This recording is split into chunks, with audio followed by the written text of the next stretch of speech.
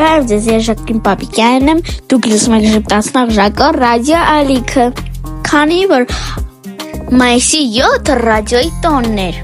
այս տարվա վերջի ռադիո եթերն է, ես ուզում եմ նվիրել հայրիկին։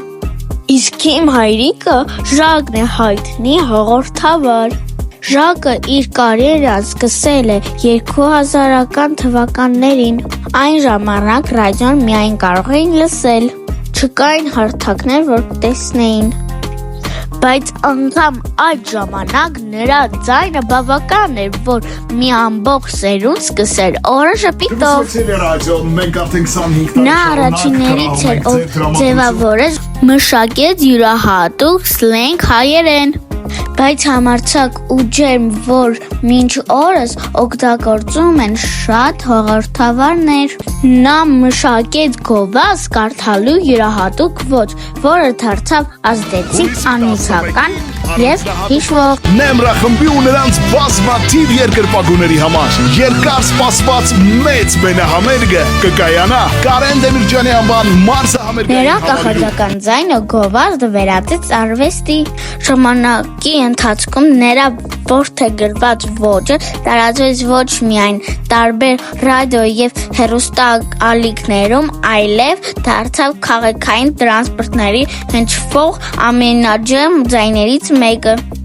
Այսօր իմ հայրիկը Ժակը ոչ միայն ռադիոհաղորդավար է, այլև հեռուստահաղորդավար, հեղինակային նախագիծների հեղինակ։ Նրա ամենահայտնի նախագիծներից են եղել Բենիֆիսը հանրային հեռուստատեսությամբ,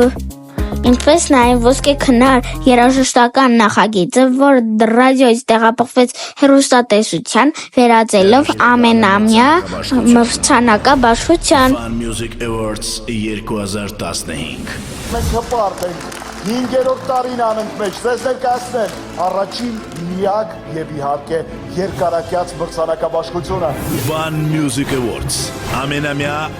Այս նախաձեռնության շնորհիվ շատ ժամանակակից երգիչներ ունեցան իրենց ճանապարհը դեպի մեծ բեմ ու ճանաչում։ Այս պատմությունը ինձ համար պարզապես կեսագրություն չէ, սա իմ հայրիկի կյանքի ու ձայնի պատմությունն է։ Դուք լսում եք ժպտացնող Ժակո ռադիո ալիքը, և ես Ժակլին Պապիկյանն եմ, ցտեսություն։